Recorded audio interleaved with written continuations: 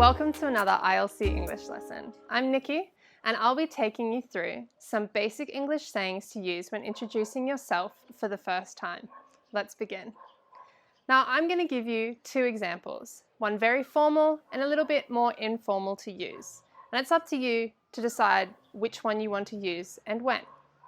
So introducing yourself for the first time, a formal way of saying this is, "Good morning, I'd like to introduce myself. I'm Nikki." An informal way of doing this would be to say, "Hey, I don't think we've met. I'm Nikki." Now, instead of saying, "I'm Nikki," you can also say, "My name is Nikki." Now, let me correct something for a moment. It is never myself, Nikki. That is not correct English, and you should not use that. It is, "Good morning, my name is Nikki," or "I'm Nikki," not myself. In the last video, you met our friend Phil. Now, if I wanted to introduce you to Phil, I could say, "I would like you to introduce you to Phil, my friend."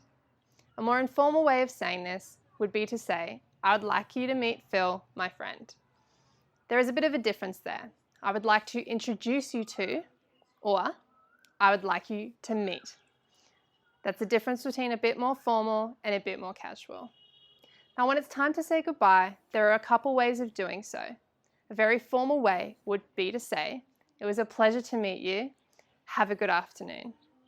A more informal way would be to say, "It was nice to meet you. I hope to see you around." You can add their name in there. "It was a pleasure to meet you, Phil. Have a good afternoon."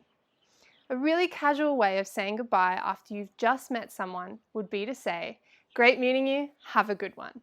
So, we hope that you have learnt some really helpful English sayings when you're introducing yourself for the first time.